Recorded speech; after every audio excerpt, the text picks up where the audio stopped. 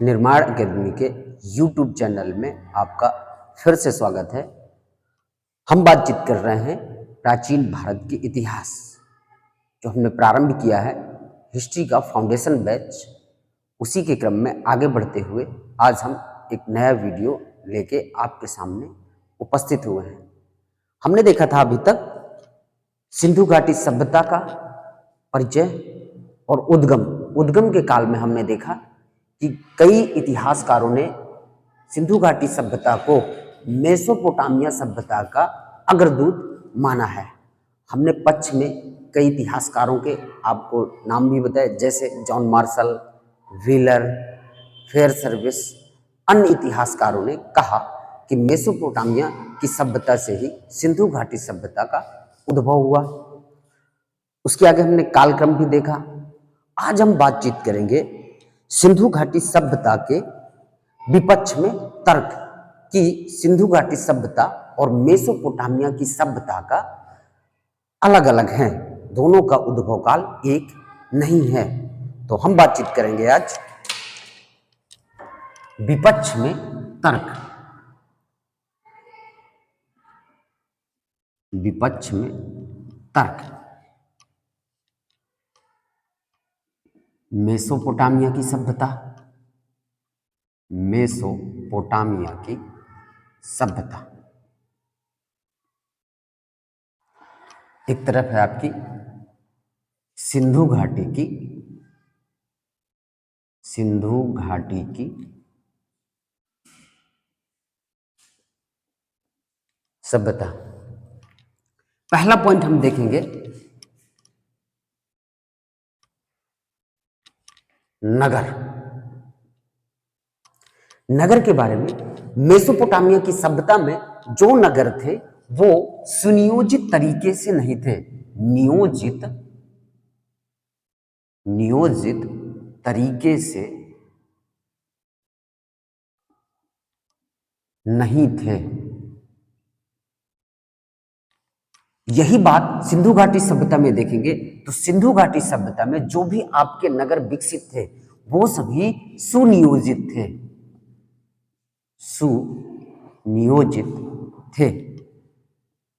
हम नियोजित और सुनियोजित में अगर देखें तो नियोजित का मतलब यह है कि सभी जो मकान बने थे, मकान में पानी की अच्छी व्यवस्था, नाली की व्यवस्था, उत्तम सड़कें, तो मेसोपोटामिया की सभ्यता में हमें ये सब देखने को नहीं मिलता।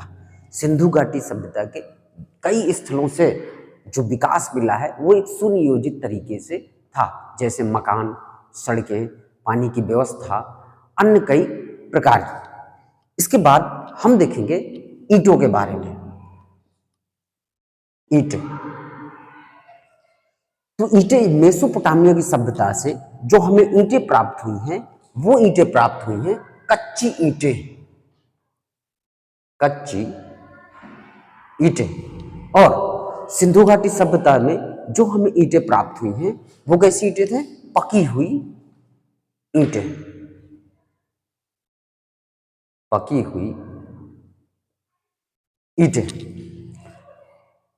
इसके आगे हम बातचीत करेंगे। अगला पॉइंट देखेंगे औजार।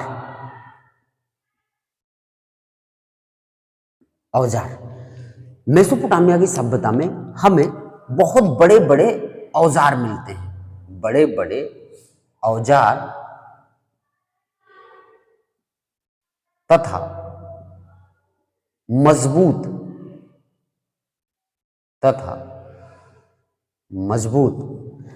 सिंधु घाटी सभ्यता में हमें औजारों की संख्या बहुत कम मात्रा में प्राप्त हुई है, बहुत कम मात्रा में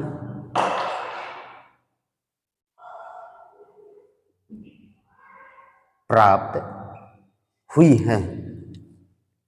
तो हमने 3 पॉइंट देखे विपक्ष में कि नगर, तो मेसोपोटामिया की सभ्यता में जो नगर थे वो नियोजित तरीके से नहीं थे, सिंधु घाटी सभ्यता में सुनियोजित तरीके से थे। अगला पॉइंट हमने देखा ईंटें। तो मेसोपोटामिया की सभ्यता से जो हमें ईंटें प्राप्त हुई हैं वो कच्ची ईंटें प्राप्त हुई हैं और सिंधु घाटी सभ्यता में पकी हुई ईंटें मिली हैं। अगला है आपका औजार।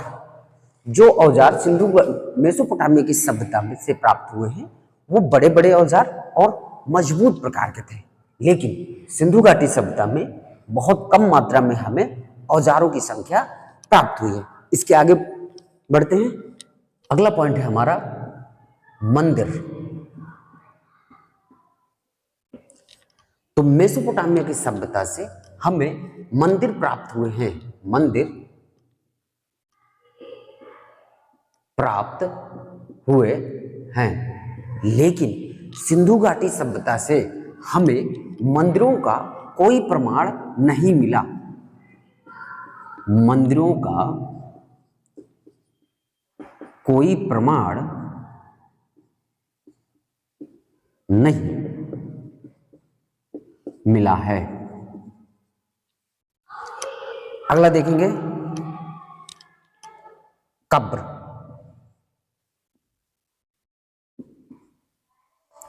कब्र मेसोपोटामिया की सभ्यता से हमें कब्रों का बड़ी बड़ी कब्रें प्राप्त हुई हैं।